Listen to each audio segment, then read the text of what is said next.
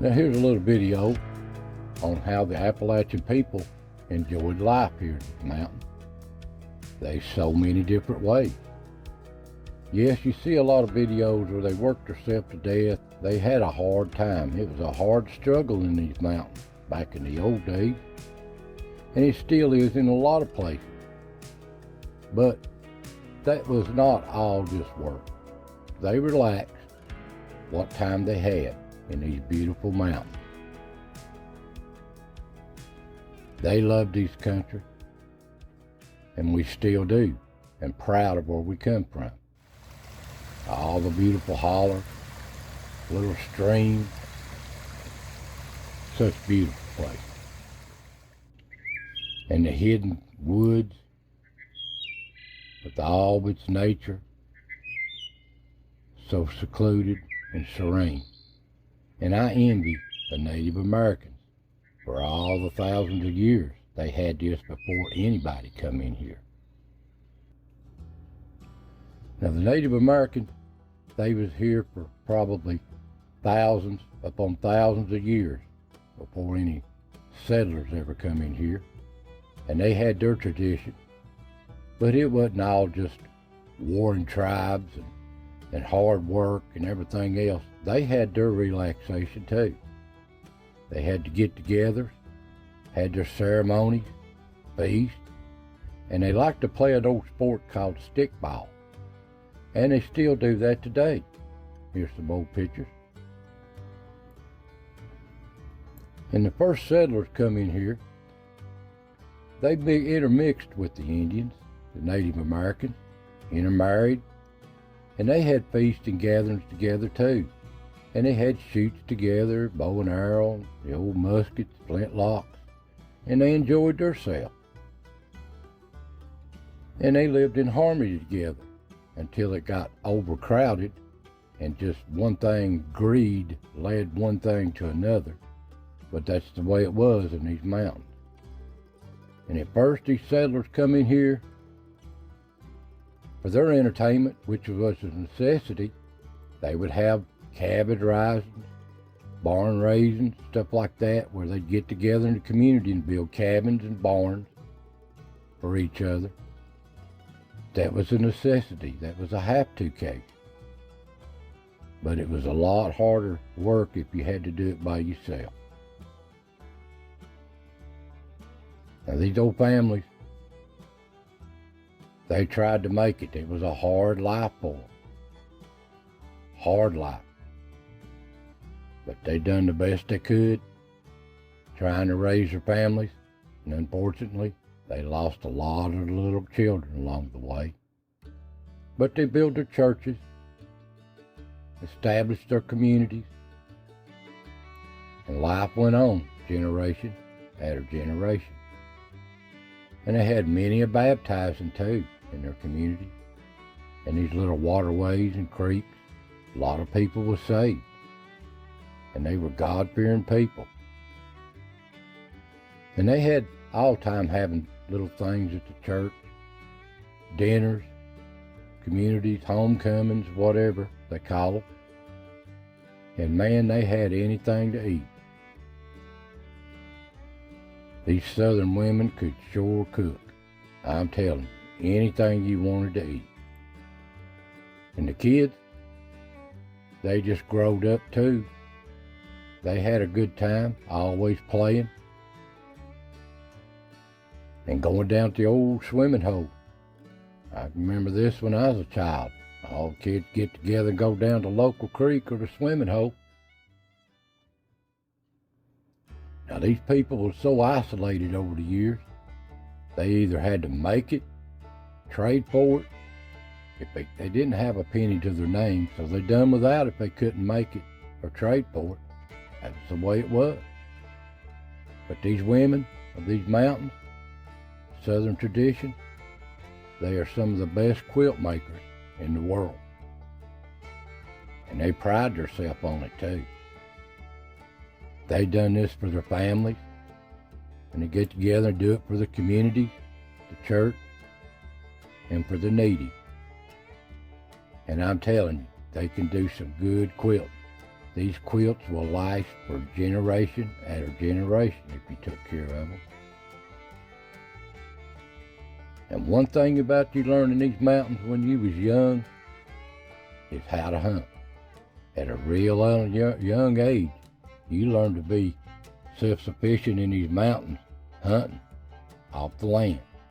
You respected the game, you know all the different animals, and you didn't waste no game. What you took, you ate. You lived on it. And people prided themselves in these dogs in these mountains. Hunting dogs of all kinds. Coon hunting was special. Fox dogs, rabbit dogs, squirrel dogs, all dogs. And they loved these coon hunting. They'd have big old contests on coon hunting. And they still do today. And fishing, you learn this at an early age. How to fish, what the different fish are, when they hit, when they don't, what time of the year, how they run up the rivers and creeks and the lakes. And you really enjoyed that, learning that from your elders. It wasn't nothing better than catching a good mess of fish and taking it home to the family. That was some good eating. Good eating.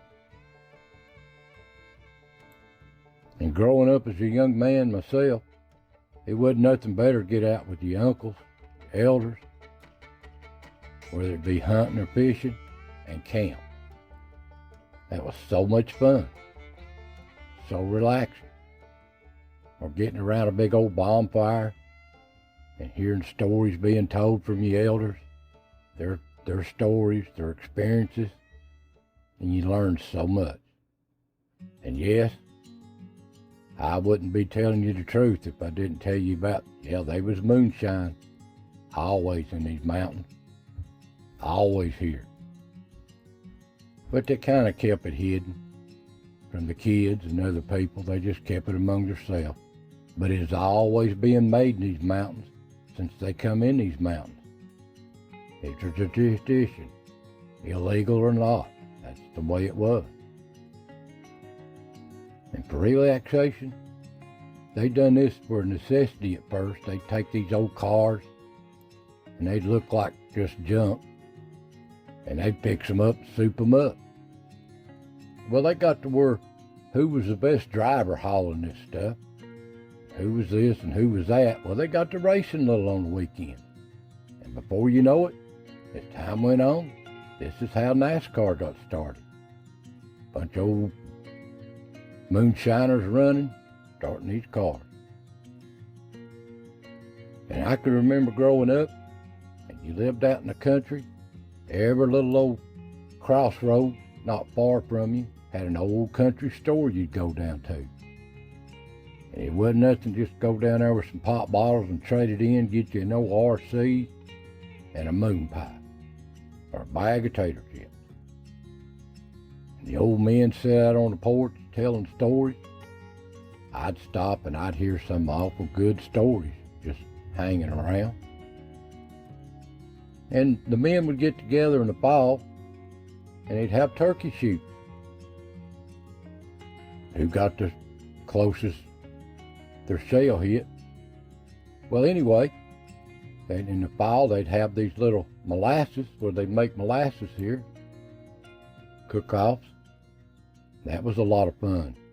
And there was always horseshoes going on, ever gathering with a bunch of men. They loved that.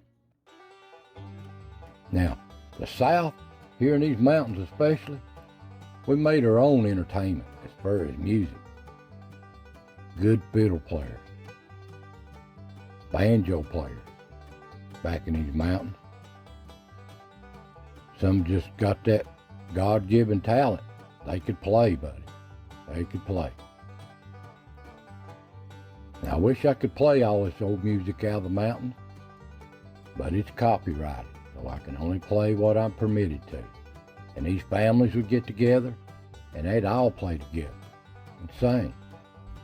And they'd have little shindigs or dances or balls or get-togethers at the community, and they'd play.